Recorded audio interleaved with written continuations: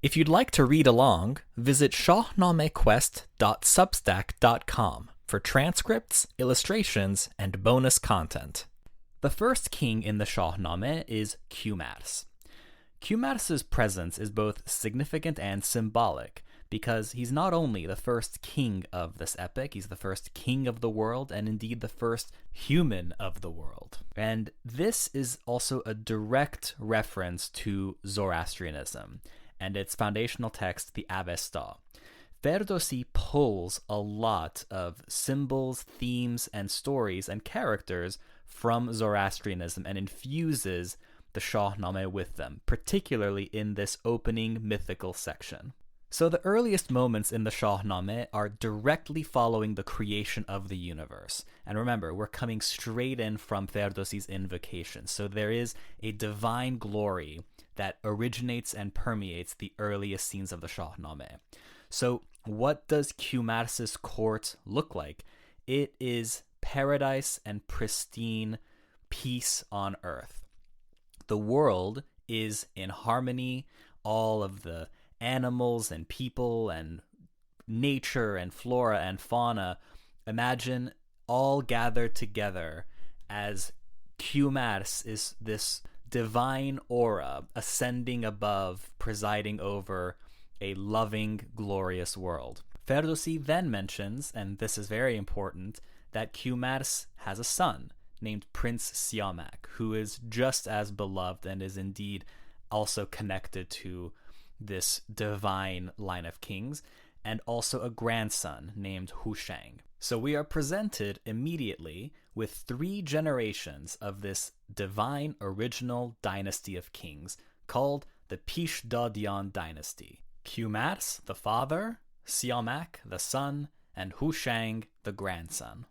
And so, just after establishing this pristine paradise of Kayumars' court, Ferdowsi introduces the evil force in this story, and that is Ahriman the devil, another direct reference to Zoroastrianism.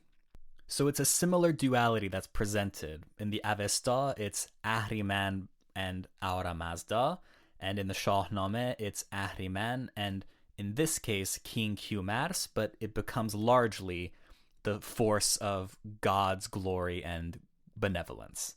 So now picture, this is the first scene of the Shahnameh. We have a pristine, peaceful paradise world, and in the shadows, the devil, Ahriman, secretly becomes jealous and enraged by this paradise on earth. And so unbeknownst to Kayumars and to the rest of the world, Ahriman begins to plot an attack. And his first decision is to deploy his son, who is called the Black Div. Div is the word for essentially a demon, but it's like a hooved, horned creature that makes up Ahriman's fleet of demons. And the Black Div is his essentially eldest son, and Ahriman deploys the Black Div to infiltrate and destroy the good world.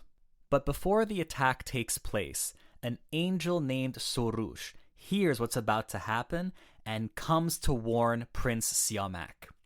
Siyamak becomes filled with rage that someone would dare try to disturb this beautiful world, and so Siyamak decides himself to unilaterally go out and fend off this attack without King Kayumars or the rest of the world knowing. And so Prince Siyamak is dressed, everybody in this world is dressed in very thin leopard skin robes. So that gives you another idea into just how fine and delicate this world is. And so Prince Siyamak goes off to the brink of the wilderness to seek out the Black Div, and in a quiet place, as he's looking around trying to find where the Black Div is, seemingly out of nowhere, this giant monstrous claw from the Black Div reaches in and grabs Siyamak and just mauls him. And Siyamak dies a violent and tragic death at the hands of Ahriman's son, the Black Div. This is the first scene and conflict in the entire Shahnameh, is the death of Prince Siyamak at the hands of the Black Div. And its impact is earth-shattering. When news arrives that not only has the Black Div attacked, but that Prince Siyamak, who was in many ways kind of the de facto leader of any army that would have taken on this threat, now that Prince Siyamak is dead, the entire world plunges into chaos and despair. And it's described that Kayumars himself, upon hearing of the death of his own son, weeps with such intensity and wails at such a volume, and that it's as if the tears from his eyes and the blood from tearing off the flesh from his cheeks mixed together to look as if he was crying blood. That is the first description of what Ahriman has done to the good world, and just how devastating this new terror is. All of the animals flee into the mountains, and Kayumars just is filled with abject grief and sinks into mourning.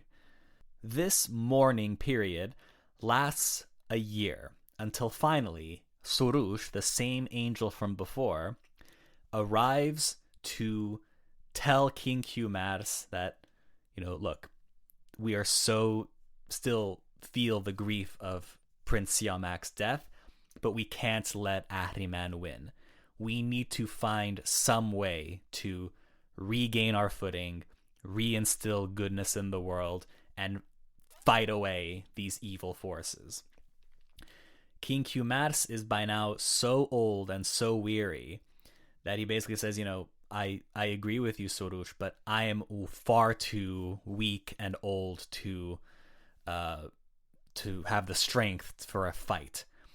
Who could possibly lead this army?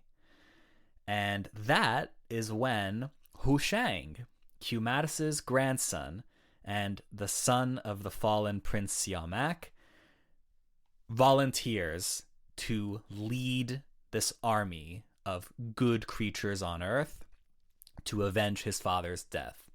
And so Kayumars agrees that he will use his kingly authority to enlist and mobilize all of the good creatures on earth, from wolves and pixies and fairies and lions and monkeys and plants and everything on earth.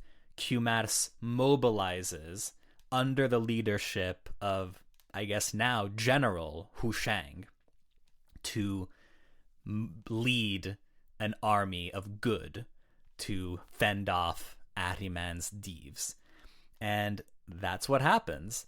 Hushang does indeed lead the army to defeat the Black Div.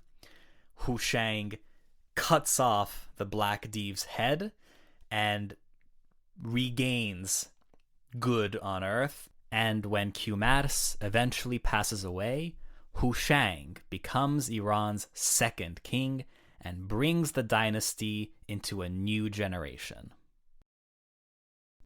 If you enjoyed this episode, feel free to share it or leave a review. Thanks for listening, and stay tuned for more Shahnameh Quest.